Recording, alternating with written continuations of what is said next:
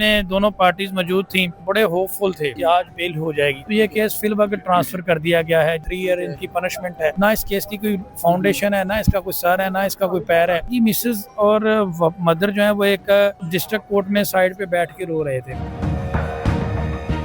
फिर साहब ये बताइएगा कि आज पेशी थी डकी भाई और फसादुर रहमान थी, उसकी फैमिली जो सी थी अरूप थी और उसके बाद उसकी वालदा थी, भाई था ज़िया था, वो भी कमरे अदालत में पेश हुए। क्या गुफ्तगू हुई, क्या मामला हुए? देखें, आज इस केस में बड़ी उम्मीद थी। सुबह तकरीबन 11:30 बजे early in the morning legal team भी अदालत में मौजूद थी, हम लोग भी अदालत में मौजूद थे और नेशनल साइबर क्राइम की जो टीम है वो भी अदालत में मौजूद थे। इन्वेस्टिगेशन ऑफिसर पुलिस फाइल लेकर आए हुए थे साथ। तो जैसे हम अदालत में तकरीबन 11:30 बजे के करीब ये केस अदालत में फ़िक्स हुआ हेयरिंग के लिए।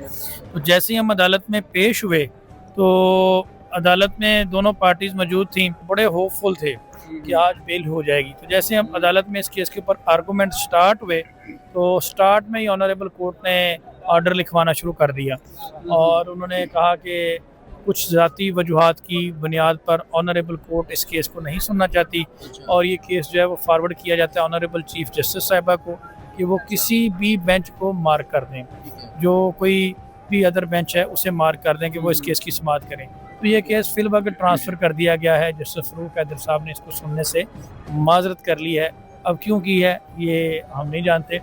उसके बाद बहरहाल मैं ये कहूँगा कि डक्की की जो फैमिली है वो काफ़ी ज़्यादा डिसअपॉइंट थी कि क्यों ऑनरेबल कोर्ट ने इस केस को सुनने से माजरत की। काफ़ी ज़्यादा होपफुल थे। एनी हाउ अभी फिर जो लीगल टीम है उन्होंने इंसिस्ट किया अदालत को कि रिक्वेस्ट की कि सर ये आज ही मार्क कर दें किसी बेंच को। तो जिस पे ऑनरेबल जस्टिस साहब ने फरमाया कि इसमें मेरा ये प्रेरोगेटिव नहीं है, ये प्रेरोगेटिव ऑनरेबल चीफ जस्टिस साहबा का है कि वो इसको आज हियरिंग के लिए फिक्स करें, कल करें, जब भी करें। आप जब ये फ़ाइल थोड़ी देर में विद इन 15 मिनट वहाँ पे चीफ जस्टिस साहबा की अदालत में पेश की जाएगी तो आप वहाँ जाकर रिक्वेस्ट कर सकते हैं, अपनी रिक्वेस्ट फॉरवर्ड पुट कर सकते हैं बिफोर ऑनरेबल कोर्ट। लेकिन क्या मामला आपको लगता है जिस वजह से समाअत जो सी थी वो मुकर्रर हुई लेकिन माजरत कर ली जुडिशल की तरफ से? देखिए, ये कोई बैकडोर कोई वजूहत बनी है ऐसी जिसकी वजह से जज साहब ने माजरत की है। अब हम तो नहीं जानते कि क्या वजह है, लेकिन ये है कि कोई ना कोई वजूहत तो होंगी ना जिसकी बुनियाद पर ऑनरेबल कोर्ट ने इसको सुनने से माजरत कर ली है। और खैर एनी हाउ अभी ये थोड़ी देर में किसी और बेंच को मार्क हो जाएगा। Let's see. अच्छा ये बताइएगा कि इस केस की नौयत आगे क्या देखते हैं? अगले भी जो समाअत है वो डकी साहब खुद भी पेश होंगे हाई कोर्ट में, तो आगे क्या पूरी उम्मीद लगता है ये केस? यार सिचुएशन तो आपके सामने है। अब इसमें हम बता के थक चुके हैं। ऑनरेबल सुप्रीम कोर्ट के डिसीजन है कि जो ऑफेंसेस लेस देन 7 ईयर जिनकी पनिशमेंट होगी वो बेलेबल कंसिडर होंगे at the time of post arrest bail. तो ये तो एक तरह का बेलेबल इन नेचर ऑफेंसेस हैं। 3 ईयर इनकी पनिशमेंट है। कोई क्लियर कट एविडेंस नहीं है, फर्दर इंक्वायरी का मैटर है। किसी चीज़ में क्लैरिटी नहीं है। इन्वेस्टिगेशन सारी मशकूक हो चुकी है। इन्वेस्टिगेशन टीम खुद करप्शन के एलिगेशन में जेलों में जा चुकी है। करप्शन प्रूव हो चुकी है। ना इस केस की कोई फाउंडेशन है, ना इसका कोई सर है, ना इसका कोई पैर है। तो 3 महीने बंदे ने जेल भी काट ली है।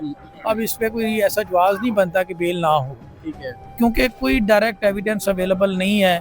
और मीडिया के हवाले से अगर देखें, एक शख्स जो है जिसने इतनी मेहनत की है, इतनी डेडिकेशन के साथ यूट्यूब पे काम किया है, उसकी सारी की सारी प्रॉपर्टी को, उसके सारे के सारे एसेट्स को आपने गैम्बलिंग से जोड़ दिया है। तो ये एक बहुत बड़ा स्ट्रेस होता है। फिर अदालतों में मुकदमात, अदालतें, कचहरी, थाना, ये किसी भी वाइट कॉलर आदमी के लिए मुश्किल है। और जिस तरह से उसकी फैमिली ने सफ़र किया अदालतों में, हम देखते हैं डेली होप लेकर आना।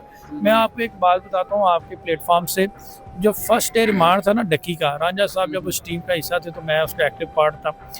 तो जब 4 डेज़ का रिमांड हुआ ना, उस वक्त डक्की की फैमिली उस दिन बहुत परेशान थी कि 4 दिन का रिमांड हो गया, क्योंकि लग ये रहा था कि ये 1-2 दिन में इस केस में बेल हो जाएगी। तो उस वक्त इनकी मिसेस और मदर जो है वो एक डिस्ट्रिक्ट कोर्ट में साइड पे बैठ के रो रहे थे। तो जब मैंने उनको वो पेपर एक डिलीवर किया कि 4 दिन का रिमांड हुआ, तो वो बड़ा डिसअपॉइंट होके गए। और 4 दिन कहाँ और 22 दिन कहाँ और फिर 90 दिन कहाँ, और फिर मीडिया का प्रेशर, तो परेशान तो इंसान होता है। और फिर मीडिया के कुछ दोस्त जो हैं मीडिया ने बड़ा अच्छा रोल प्ले भी किया, लेकिन कुछ दोस्तों ने जैसा कि मीडिया पे जाते हुए रास्ता रोक लेना। अब किसी फीमेल का यार रास्ता रोकना तो मुनासिब चीज़ नहीं है। अगर कोई बंदा due to some personal matters issues नहीं कोई देना चाहता इंटरव्यू, और फिर अरूप के हवाले से अगर बात की जाए तो उस वक्त उनकी बेल पेंडिंग थी। जब उनका मैटर सब जुडिस बिफोर कोर्ट है, वो उस पे क्या बात करे, कोई भी स्टेटमेंट उसके अगेंस्ट जा सकता है। तो इस वजह से वो लोग अवॉइड करते हैं। अदरवाइज़ वो मीडिया को रिस्पेक्ट देते हैं। खुद डकी एक व्लॉगर है और मीडिया के दोस्तों को रिस्पेक्ट देते हैं, ऐसी बात नहीं है। तो